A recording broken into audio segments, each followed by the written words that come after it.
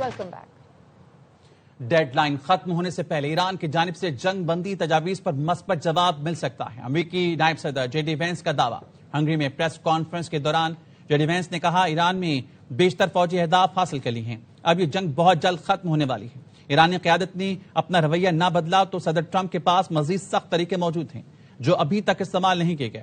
ضرورت پڑنے پر ان کے استعمال سے گریز نہیں کیا جائے گا. ایران سے مثبت جواب کی پوری امید ہے. یہ ایران پر منحصر ہے کہ وہ ایک پرامن ملک بن کر عالمی دھارے میں شامل ہونا چاہتا ہے یا مزید بدتر معاشی تباہی کا راستہ چننا چاہتا ہے. ایران سے ایک فیصلہ کن جواب کے منتظر ہیں تاکہ جلد اس جنگ کا خاتمہ ہو سکے. یہ تمام کوششیں اس لیے کی جا رہی ہیں تاکہ اس شدت پسند حکومت کو خطرناک ترین ایٹمی ہتھیاروں تک پہنچنے سے روکا جا سکے. دنیا بھر میں تیل اور گیس کی سپلائی کو بحال رکھا جا سکے. امریکی نائب صدر جے ڈی وینس ایران سے مذاکرات کے لیے تیار. امریکی اخبار پولیٹیکو کا دعویٰ. بتایا ایران سے مذاکرات کی صورت میں جے ڈی وینس کی شمولیت متوقع ہے. مذاکرات کی قیادت سٹیو وٹکاف اور جارڈ کوشنر کر رہے ہیں. پیش رفت کی صورت میں جے ڈی وینس کو شامل کیا جا سکتا ہے. وائٹ ہاؤس کا کہنا ہے امن معاہدے کے امکانات پر سنجیدہ کوششیں جاری ہیں. امریکی حکام اور ایرانی قیادت کے درمیان بیک چینل رابطے جاری ہیں. جے ڈی وینس زیادہ تر پس پردہ رہ کر ثالثوں سے رابطے میں رہے. سعودی عرب پر حملے غیر ضروری کشیدگی کا سبب ہیں. فیلڈ مارشل سعید عاصم منیر کی زیر صدارت کور کمانڈرز اجلاس میں سعودی عرب کے پیٹرو کیمیکل اور صنعتی کمپلیکس پر حملوں کی شدید مذمت اور تشویش کا اظہار کیا گیا. آئی ایس پی آر کا کہنا ہے ایران کے سعودی عرب پر حملے پرامن ذرائع سے تنازع کے حل کی مخلصانہ کوششوں کو نقصان پہنچا رہے ہیں. سنگین اشتعال انگیزی کے باوجود سعودی عرب کے تحمل اور محتاط رویے سے ثالثی کی راہ ہموار ہوئی. پاکستان مذاکرات کشیدگی میں کمی اور اصولی سفارتکاری کے لیے پرعزم ہے.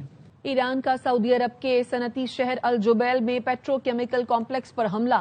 پاسداران انقلاب نے ذمہ داری قبول کر لی. کہا شیراز کے پیٹرو کیمیکل کمپلیکس پر حملوں کے جواب میں سعودی عرب کی پیٹرو کیمیکل تنصیبات پر حملہ کیا گیا. پاسداران انقلاب نے بتایا الجبیل انڈسٹریل زون میں امریکی company Exxon Mobil, dark chemical اور سادرا کو نشانہ بنایا.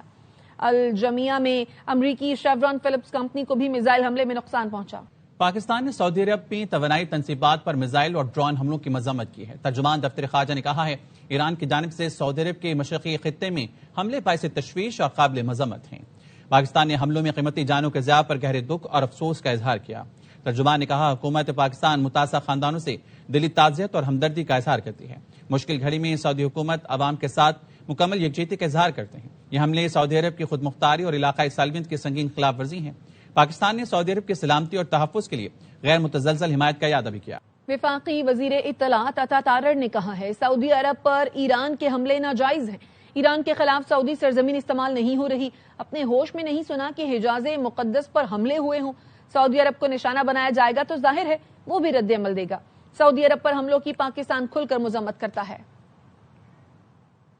سعودی عرب پر حملہ کیا گیا ہے اس کا جواز کوئی نہیں ہے. جبیل کے شہر کو ہٹ کرنا، وہاں پیٹرو کیمیکل کمپلیکس کو، تیل کی تنصیبات کو ہٹ کرنا، پاکستان نے اس کی بھرپور مذمت بھی کی ہے. اس سے تو خطے میں کشیدگی مزید بڑھے گی. ہم نے اپنی ہوش میں سعودی عرب پہ اس طرح حملے ہوتے نہیں دیکھے. حرمین شریفین پوری مسلم دنیا کے لیے مقدس مقامات ہیں. ان کی تنصیبات کو ہٹ کرنے سے، ان کی معیشت کو ہٹ کرنے سے، ان کے معاشی استحکام کو ہٹ کرنے سے پوری مسلم دنیا کی فیلنگ ہرٹ ہوتی ہے. یہ ٹوٹلی انکالڈ فار ہے. جہاں پہ حرمین شریفین ہو ان کی اکانومی کو اس طرح نقصان پہنچانا یہ کسی صورت بھی قابل قبول نہیں ہے. اس سے نہ صرف کشیدگی بڑھے گی بلکہ یہ انتہائی افسوسناک ہے اور پاکستان نے اسی لیے اس کی کھلے الفاظ میں مذمت کی ہے. سعودی عرب کا اس میں کیا قصور ہے یا سعودی عرب کو ہٹ کرنے سے کیا اچیو ہوگا؟ سعودی عرب کی نہ سرزمین ایران کے خلاف استعمال ہو رہی ہے، نہ سعودی عرب کے کوئی جارحانہ عزائم ہیں ایران کے خلاف. یہ تو بالکل ناجائز ہے.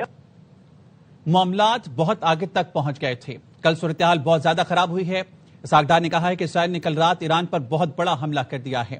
ایران نے اس کے جواب میں سعودی عرب کے آئل ڈپو پر بڑا حملہ کیا. کل تک ہم بہت زیادہ امید تھے کہ چیزیں مثبت سمت میں آگے بڑھ رہی ہیں.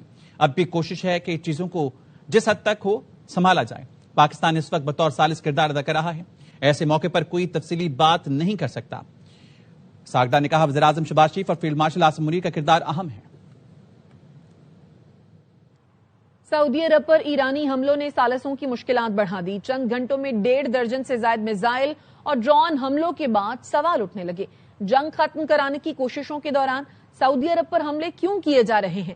امن کوششوں کے دوران فریقوں کو ذمہ دارانہ انداز میں آگے بڑھنا ہوگا.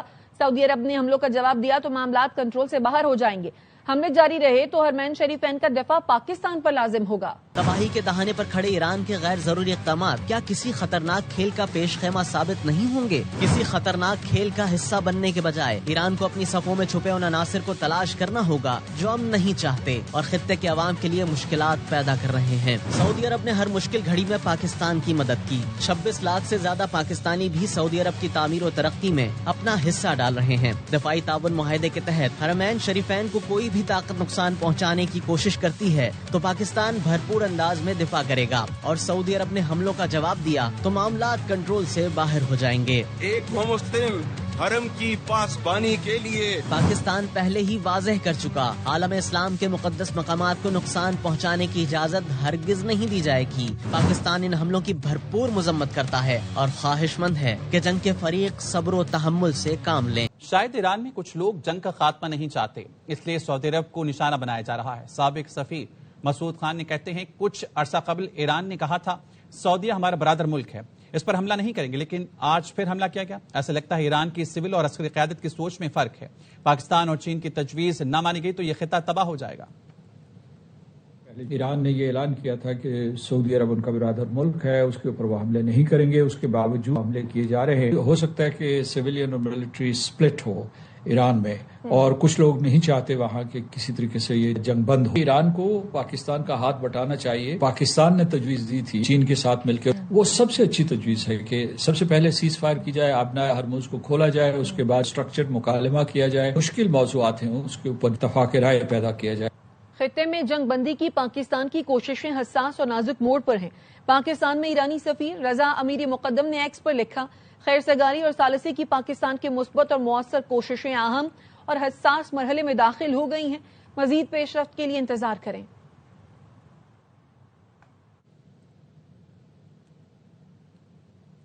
امریکی فوج نے اپنی حد پار کی تو رد عمل خطے سے آگے بڑھے گا۔ ایرانی پاسداران انقلاب نے امریکی فوج کو خبردار کر دیا۔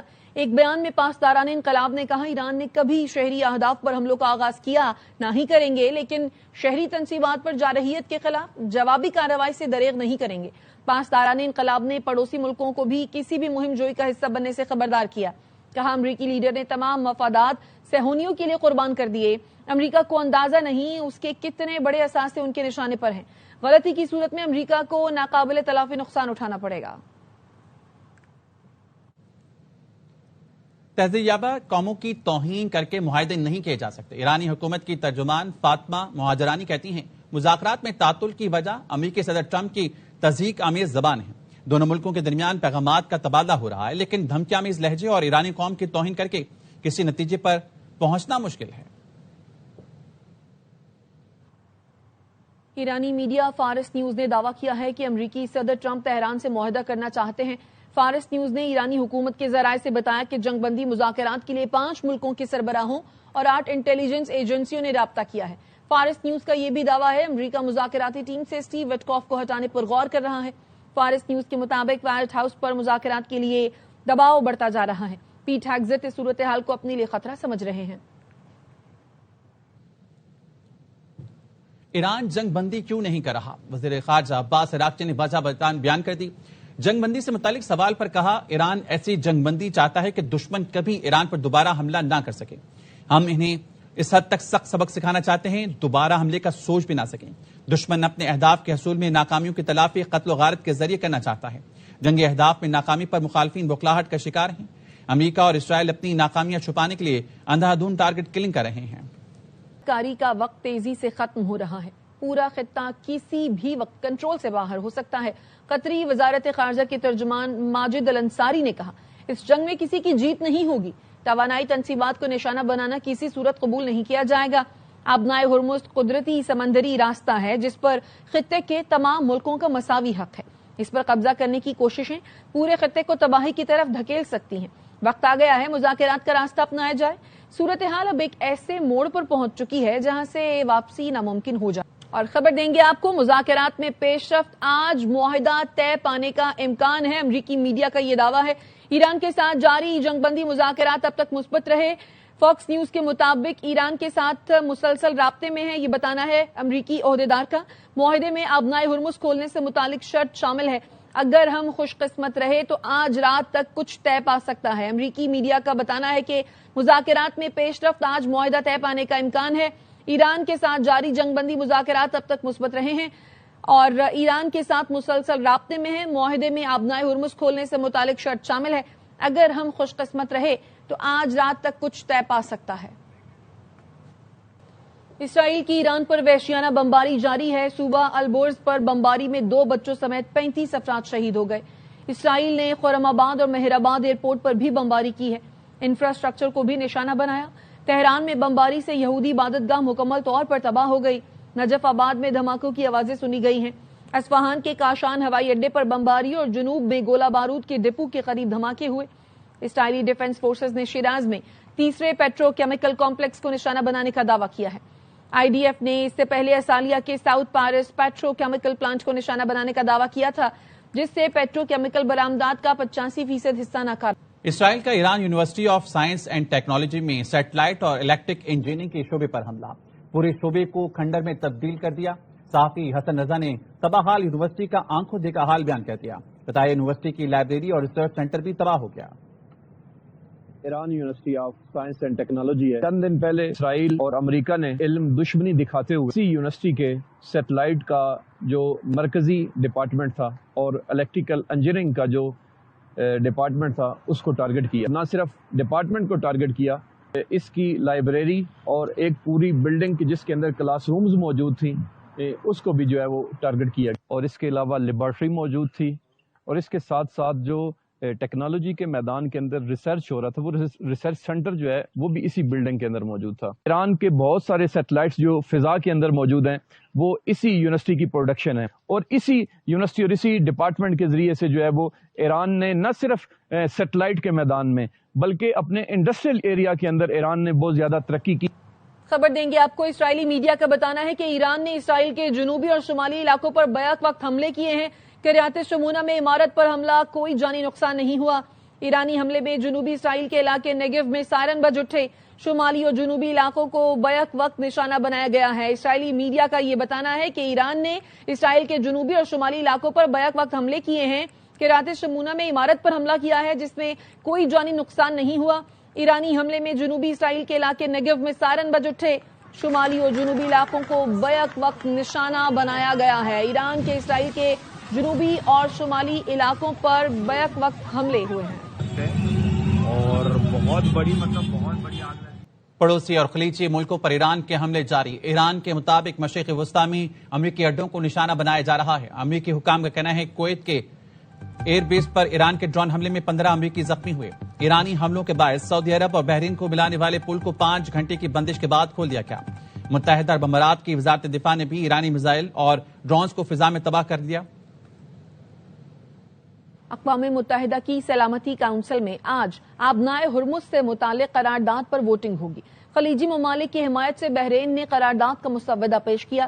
ابتدائی سخت مسودہ ویٹو خدشات کے باعث نرم کر دیا گیا۔ مسودے میں ایران سے تجارتی جہازوں پر حملے اور نقل و حرکت میں رکاوٹیں ختم کرنے کا مطالبہ بھی شامل ہے۔ قرارداد میں آزاد جہازرانی کے تحفظ کے لیے مشترکہ اقدامات پر زور دیا گیا ہے۔ منی بجٹ نہیں آئے گا، وزیراعظم نے منی بجٹ کے ذریعے مختلف ٹیکس تجاویز مسترد کر دی۔ وزیراعظم شہباز شریف کا کہنا ہے عوام تیل کی قیمتوں سے پریشان ہیں، مزید ٹیکس لگانے یا منی بجٹ لانے کا مت سوچیں۔ آئی ایم ایف کو کشیدہ صورتحال کے پیش نظر اہداف پر نظر ثانی کے لیے منائیں۔ وزیراعظم کا مشرق وسطی کی کشیدہ صورتحال کے باعث بجٹ تجاویز میں مفصل مشاورت کا حکم۔ مشرق وسطی کی کشیدہ صورتحال کے پیش نظر بجٹ جون کے پہلے یا دوسرے ہفتے لانے کا امکان ہے۔ لاہور کے مختلف علاقوں میں وقفے سے موسلا دھار بارش، نشیبی علاقے زیر آب آ گئے۔ اس بارے میں مزید بتائیں گے ہمارے نمائندے نذیر بھٹی۔ اور بلوچستان سے شروع ہونے والا بارشوں کا سلسلہ جو ہے وہ لاہور پہنچا اور گزشتہ 2-3 دن سے وقفے سے بارشیں جو ہے وہ ہو رہی تھی، لیکن وہ ہلکی تھی۔ آج ابھی بارش جو ہوئی ہے وہ خاصی شدید بارش ہوئی ہے، جس کی وجہ سے نشیبی علاقے جو ہے وہ زیر آب آئے گئے ہیں۔ گلیوں میں پانی جو ہے وہ کھڑا ہونا شروع ہو گیا ہے اور کئی مقامات پر جو ہے وہ ژالہ باری کی بھی اطلاعات جو ہے وہ ملی ہیں۔ محکمہ موسمیات کا کہنا ہے کہ یہ 1.8 ملی میٹر بارش اب تک جو ہے وہ ریکارڈ کی گئی ہے اور یہ سلسلہ جو ہے وہ کل تک بھی جاری رہنے کا امکان ہے۔ ہوائیں جو ہے نا وہ بھی چلتی رہی ہیں، جس کی وجہ سے ٹھنڈک جو ہے وہ بہت زیادہ ہو گئی ہے. درمیان میں جو ہے صرف پنکھوں پر گزارا کیا جا رہا تھا، وہ اب جو ہے وہ سلسلہ وہ بھی اس بارش کی وجہ سے جو ہے وہ تعطل کا شکار ہو گیا ہے. جی، پشاور میں مسلسل بارش کے باعث بڑھنی نالا اوور فلو ہو گیا، پانی رہائشی علاقوں میں داخل ہو گیا. شہریوں کو ریسکیو کرنے کے لیے ضلع انتظامیہ کے اقدامات جاری ہیں. 150 شہری محفوظ مقام پر منتقل کر دیے گئے ہیں. مزید بتا رہے ہیں ڈپٹی کمشنر پشاور ثناء اللہ کے ہمراہ موجود AY نیوز کے نمائندے نواب شیر. میں وقفے سے بارش کا سلسلہ جاری ہے، جس سے نہ صرف موسم خوشگوار ہو گیا ہے بلکہ قدر سرد بھی ہو گیا ہے، جبکہ اس کے ساتھ ساتھ ٹھنڈی ہواؤں کا سلسلہ بھی جاری ہے. اب بھی پشاور میں ہلکی بارش ہو رہی ہے، لیکن اس سے پہلے جو ہے وہ کافی موسلادھار بارش ہوئی ہے. نشیبی علاقے ہیں وہ زیر آب آ گئے ہیں، اور جو مختلف گلی کوچیاں اور سڑکیں ہیں وہ تالاب کا منظر پیش کر رہے ہیں، اور گٹر بھی جو ہے وہ ابل پڑے ہیں. اب بھی جو ہے ہلکی بارش کا سلسلہ جاری ہے، جبکہ محکمہ موسمیات کے مطابق آئندہ 24 گھنٹوں کے دوران پشاور سمیت صوبے کے بیشتر اضلاع میں مزید بارش ہوگی، جبکہ بارشوں کا یہ سلسلہ وقفے سے 9 اپریل تک جاری رہے گا. جی، کراچی کے مصروف ترین علاقے گرو مندر میں سڑک پر لائن سے کھلے مین ہول کسی بھی لمحے بڑے حادثے کا سبب بن سکتے ہیں. تفصیلات روحا فاطمہ کی رپورٹ سے جانیے.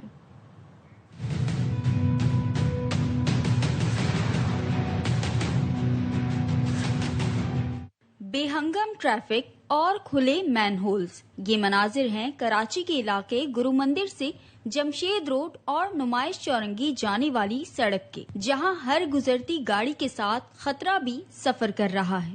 کئی دفعہ بارش میں لوگ اسی گڈر میں گر چکا ہے. میں نے اپنی ہاتھ سے اس میں سے گاڑیاں اٹھایا اس گڈر میں سے. اس روڈ پہ 3 ڈھکنے غائب ہے گڈروں کے، کوئی بھی گر سکتا ہے. شہری کہتے ہیں یہ مین ہولز کے ڈھکن کئی عرصے سے غائب ہیں، مگر ادارے تو خواب خرگوش کے مزے لے رہے ہیں. یہ تو رمضان سے پہلے کا کھلا ہوا ہے، اور کتنے ایکسیڈنٹ ہوتے ہیں، کتنے لوگوں کی ٹانگیں ٹوٹتی ہیں، لیکن گورنمنٹ کو کوئی پرواہ نہیں ہے نا. شہری متعلقہ اداروں سے مین ہولز کے ڈھکن لگانے کا مطالبہ کر رہے ہیں.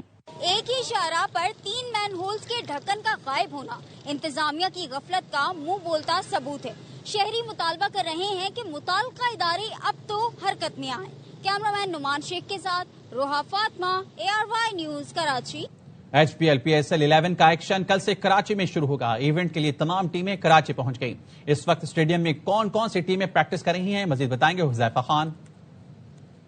پاکستان سپر لیگ کا ایکشن کل سے کراچی میں شروع ہونے والا ہے، اور جو 2 ٹیمیں رہ گئی تھی لاہور میں وہ بھی اب کراچی پہنچ چکی ہے. جو بقیہ ٹیمیں یعنی تمام کی تمام 8 ٹیمیں اب کراچی آ چکی ہیں. ایکشن یہاں پہ شروع ہوگا. اس کے حوالے سے تزئین اور آرائش کا کام بھی نیشنل اسٹیڈیم کے اندر کیا گیا. چھت پہلے ہی ہٹا دی گئی تھی، سیٹس کو کلر کر دیا گیا، ڈیٹیل باؤنڈریز لگا دی گئی ہیں، اور ہوسٹ کے جو پلیٹ فارمز بننے تھے وہ بھی بن گئے. اس وقت بھی آپ دیکھیں گے تو نیشنل اسٹیڈیم کے جو باہر کے گراؤنڈ ہے جن کو اوول اور NHPC کہا جاتا ہے، وہاں پہ بھی اس وقت ٹیمیں ٹریننگ کر رہی ہیں. اسلام آباد یونائٹیڈ کی ٹیم نے ٹریننگ کی، پشاور زلمی بھی اس وقت ٹریننگ کر رہی ہے، اور حیدرآباد کی ٹیم بھی ٹریننگ کر رہی ہے. حیران کن بات یہ ہے کہ اب تک یعنی پچھلے 4 روز میں کسی بھی ٹیم نے نیشنل اسٹیڈیم کے اندر انڈر لائٹس ٹریننگ نہیں کی، جبکہ موسٹلی میچز 22 میں سے جو ہیں وہ رات کے اندر ہیں، اور کئی ٹیمیں ابھی تک جو ہے وہ دن میں ٹریننگ کرتی ہوئی نظر آ رہی ہیں. آفیشیل ورژن اس کا یہ ہے کہ کیونکہ ٹیمیں بہت زیادہ ہیں اور وینیو لمیٹڈ ہے، تو اس کی وجہ سے ڈے میں آؤٹ سائڈ پہ ٹریننگ کی جا رہی ہے. جو گیپ ہوں گے یا بعد میں یہ بھی شیڈول بنایا جائے گا کہ ایک پریکٹس سیشن انڈر لائٹس بھی ٹیموں کو دیا جائے، تاکہ وہ لائٹس کے اندر اس وینیو پہ کمفرٹیبل ہو سکیں.